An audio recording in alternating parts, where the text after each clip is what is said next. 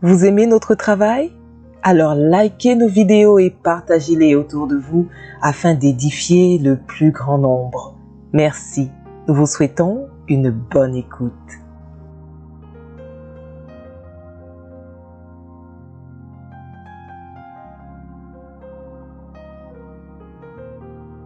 Quelqu'un ne peut pas avoir de très bonne connexion de Dieu dans sa vie s'il ne contemple pas. Tu peux adorer d'une autre manière. Tu peux faire des combats spirituels, toutes les prières sont utiles dans la vie spirituelle. La Bible dit « Faites en tout temps par l'Esprit toutes sortes de prières ». Mais lorsqu'il s'agit de rencontrer les bonnes personnes, le mode de prière ou particulièrement le type d'adoration qui sied, c'est de la contemplation.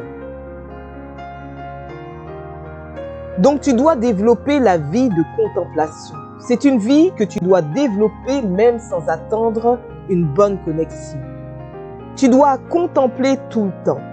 Contempler signifie regarder avec admiration. Quand tu dis « Oh, regarde le bâtiment là, il est beau », tu es en train de le contempler. Genèse 2, 18 dit « Il n'est pas bon que l'homme soit seul, je lui ferai une aide semblable. » Donc la femme d'Adam lui ressemble. Ça veut dire que tu attires quelque chose à toi qui te ressemble. Os de mes os pour les choses intérieures et chair de ma chair pour les choses extérieures. Si dans ton cœur tu es dévasté, tu vas attirer des gens dévastés ou des dévastateurs. C'est soit tu vas attirer des gens qui sont détruits de l'intérieur, ou soit tu vas attirer des personnes qui vont encore dévaster ta vie. Quand tu constates que tu attires une certaine qualité de personnes, ça vient de toi. Donc déjà, tu dois travailler ce qu'on appelle la contemplation. Adam, en donnant leur nom aux animaux, s'est rendu compte que ce qu'il attirait ne ressemblait pas à ce qu'il voulait. Et Dieu l'a plongé dans un profond sommeil. Ce n'était pas un simple endormissement. C'est un environnement spirituel dans lequel Adam est rentré et où il contemplait Dieu. Et c'est de cette contemplation que Dieu va tirer Ève. La Bible dit que le cœur de l'homme est tortueux par-dessus tout. Il y a des choses que tu as vécues dans ton histoire qui ont rendu tes pensées très complexes. Et en dépit de ta volonté, ton cœur attire des gens. Il attire l'os de ses os. C'est lui qu'il faut corriger. C'est lui qu'il faut rectifier pour attirer la bonne personne. Tu as un visage cacamou, tu vas marier un cacamou qui te ressemble. Mais à l'origine, tu étais censé ressembler à Dieu. Dieu a créé l'homme à son image, à sa ressemblance. Maintenant, la plupart d'entre nous ne ressemblent plus à Dieu. C'est là qu'intervient 2 Corinthiens 3, 18. Nous tous qui, le visage découvert, contemplons comme dans un miroir la gloire du Seigneur. Voilà où le mot contemplation apparaît. On n'a pas dit nous tous qui prions, nous tous qui jeûnons, nous tous qui adorons. Donc on parle bien d'une adoration contemplative.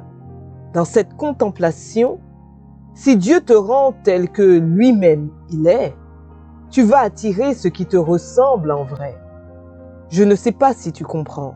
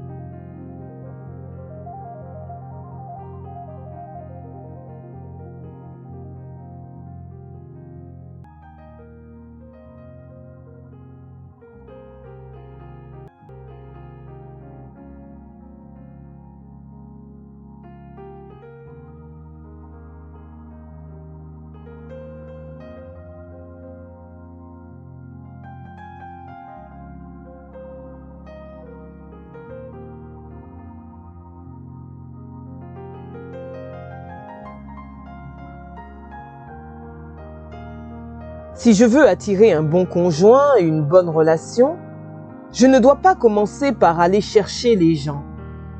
Je dois rentrer dans la présence de Dieu. Et ma prière n'est pas une prière pour « Au nom de Jésus, Seigneur, attire les bonnes personnes, Seigneur, donne-moi l'homme qu'il me faut ».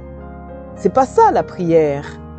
La prière, c'est « Je suis à genoux et j'admire les traits du caractère de Jésus. Dieu a une infinité de faces. » Par exemple, tu veux te marier, il faut admirer Dieu comme un époux. C'est pourquoi la Bible dit « Marie, aimez vos femmes comme Christ a aimé son Église. » Mais si toi, tu n'as pas vu comment Jésus a aimé l'Église, comment tu peux copier ça? Ça veut dire que dans ta prière, si tu veux être un bon mari, tu vas à genoux, tu prends la Bible et tu vas regarder comment Jésus est un bon époux. Regarder avec contemplation, c'est tomber admiratif. C'est dire « Waouh, Jésus, tu t'es donné pour ta femme. » Contempler, ça veut dire regarder avec admiration. Parce que si tu regardes et puis tu es fâché, c'est pas une contemplation. Tu regardes et tu dis « Waouh, waouh, waouh, waouh, Jésus est doux. Jésus, il peut se sacrifier pour sa femme. Jésus a donné sa vie pour elle. Et puis tu aimes ça. Donc tu commences à lui ressembler. Comme ça, nous tous qui contemplons, nous sommes transformés en la même image. Deviens un bon époux. Et dès lors que tu es un bon époux, tu attires une bonne épouse. Si tu ne contemples pas Jésus, le bon époux, tu deviens un potentiel mauvais époux. Et tu vas attirer os des os, donc une mauvaise épouse, en fonction de ce que tu es. Luc 6,12 nous dit, en ce temps-là, Jésus se rendit sur la montagne pour prier, et il passa toute la nuit à prier. Verset 13. Quand le jour parut, il appela ses disciples, et il en choisit 12 auxquels il donna le nom d'apôtres. Donc pour pouvoir choisir ses meilleurs collaborateurs, Jésus n'a pas commencé par leur dire « Je vous observe, je vois qui est bon ». Il est parti rester avec le Père. Et quand il est sorti, il a pu discerner qui étaient les bons. Si tu veux être une bonne femme, comment tu dois regarder Dieu? On dit « Femmes, soyez soumises à vos maris comme au Seigneur ». Et Jésus-Christ lui-même est soumis au Père. Mais si tu regardes sans contempler la manière dont Jésus est obéissant au Père, tu diras « Moi, je ne vais pas faire ça comme ça avec mon mari, hein ». Parce que l'image que tu as de la soumission, ce n'est pas l'image que Dieu a de la soumission. La soumission de Dieu n'est pas une soumission abusive, de maltraitance. Il ne s'agit pas de cela. Mais toi, tu es en train de parler de ce que ton oncle faisait subir à ta tante. On t'a pas dit d'aller contempler le foyer de ton oncle. On t'a dit d'aller contempler Dieu. On t'a pas dit d'aller contempler ce que les gens font. Ce n'est pas le modèle. Le modèle, c'est Dieu. Supposons que toi-même tu veux devenir un bon couturier. Est-ce que tu sais que Dieu est un bon couturier? C'est Dieu qui a cousu le premier habit d'Adam. Est-ce que tu sais que Dieu est fleuriste? C'est Dieu qui a fait le jardin d'Éden, plus beau jardin qui n'ait jamais existé. Est-ce que tu sais que Dieu travaille le fer, etc.? Je t'assure, dans la Bible, il y a tout. Il suffit seulement que tu dises « Seigneur, j'ai besoin d'un collaborateur, d'une connexion. » Et tu vas admirer Dieu. Et quand tu lis comment Jésus fait ça, tu es fan, tu dis yes. Plus tu es fan de Jésus, plus ça te transforme. Et plus tu es transformé, plus tu vas te rendre compte que les faux types vont s'éloigner.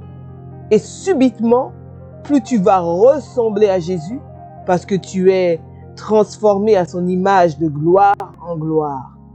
Donc à chaque contemplation, tu as un niveau de ressemblance et tu vas te rendre compte de la qualité des personnes qui maintenant s'approchent de toi. Ceux qui s'approchent de toi vont commencer à changer au fur et à mesure et tu vas voir que tu attires des hommes qui te respectent, des hommes qui savent te valoriser. Tu vas voir que des gens comme ça vont commencer à tourner autour de toi et ton choix va être plus facile. Donc ne commence pas par les gens, commence par Dieu. Développe l'adoration que l'on appelle adoration contemplative.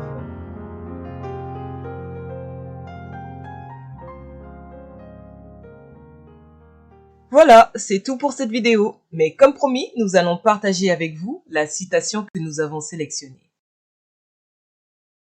Si dans ton cœur tu es dévasté, tu vas attirer des gens dévastés ou des dévastateurs. C'est soit tu vas attirer des gens qui sont détruits de l'intérieur, ou soit tu vas attirer des personnes qui vont encore dévaster ta vie. Et vous, quelle citation a le plus retenu votre attention? Dites-le nous dans les commentaires. Si vous avez aimé cette vidéo, n'hésitez pas à vous abonner, à liker, à commenter et à partager. Nous vous disons à bientôt et bonne route sur le chemin de votre destinée.